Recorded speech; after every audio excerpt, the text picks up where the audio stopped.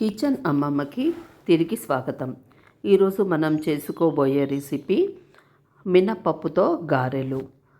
అయితే దీంట్లో ఒక ఇంగ్రీడియంట్ యాడ్ చేయడం వల్ల ఇది అస్సలు నూనె పీల్చదు. ముందుగా 1.5 గ్లాసులు మినప్పప్పు, 1/8 వంతు బియ్యము, కొద్దిగా మెంతులు, ఇవన్నీ 3-4 సార్లు కడుక్కుని నానబెట్టుకోవాలి. ఇది 8 గంటల పాటు నానాలి. నానబెట్టాక మళ్ళీ ఇంకొకసారి కడిగి మిక్సీ జార్లో వేసుకొని కొద్దిగా నీళ్లు పోసుకొని మెత్తగా పేస్ట్ లాగా రుబ్బుకోవాలి.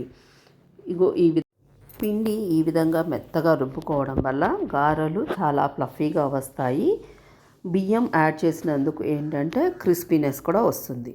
ఇప్పుడు ఈ పిండిలో కొద్దిగా జీలకర్ర, తర్వాత సన్నగా తరుగుకున్న కొత్తిమీర, అలాగే సన్నగా తరుక్కున్న ఉల్లి పొరక కాడలు, ఇది ఉల్లిపాయలు కిందవి తీసేసి ఆ ఉల్లి పొరకను ఒకటే సన్నగా తరుక్కుని ఇందులో కలుపుకోవాలి. ఉల్లి పొరక గారెల్లో చాలా రుచిని యాడ్ చేస్తుంది. అలాగే రుచికి సరిపడా ఉప్పు కూడా వేసి చక్కగా ఈ విధంగా కలుపుకోవాలి. ఎక్కడ ఉండలు లేకుండా చక్కగా పిండినంతా కలుపుకోవాలి. తర్వాత ఇది ఏంటంటే దీంతో చేసిన గారెలు మనం డైరెక్ట్గా ఉత్తిగా కూడా తినేయచ్చు, అంత రుచిగా ఉంటాయి. తర్వాత ఒక కడాయిని పెట్టుకొని కడాయి వేడెక్కాక నూనె వేసుకోవాలి. డీప్ ఫ్రైకి సరిపడినంత నూనె వేసుకోవాలి. అయితే కొంతమంది కొంచెం నూనె వేసుకొని ఎక్కువసార్లు వేసుకుంటారు. కాకపోతే నేను ఎక్కువ నూనె వేసుకొని గారెలు ఎక్కువగా ఒకటేసారి వేస్తూ ఉంటాను.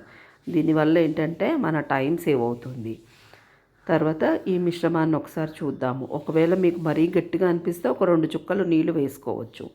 ఇప్పుడు ఈ మిశ్రమాన్ని తీసుకొని చెయ్యి తడి చేసుకొని కానీ, అరిటాకు తడి చేసి కానీ, పాల కవర్ తడి చేసి కానీ దానిపైన ఈ మిశ్రమాన్ని కొద్దిగా ఉండలాగా తీసుకొని అది గుండ్రంగా వచ్చేటట్టుగా చేసుకుని దాంట్లో మధ్యలో హోల్ పెట్టుకొని దాన్ని ఈ మరుగుతున్న నూనెలో వేసి 2 వైపులా గోల్డెన్ కలర్ వచ్చేదాకా వేయించుకోవాలి. అంతే, ఎంతో రుచిగా ఉండే గారెలు రెడీ అయిపోయాయి.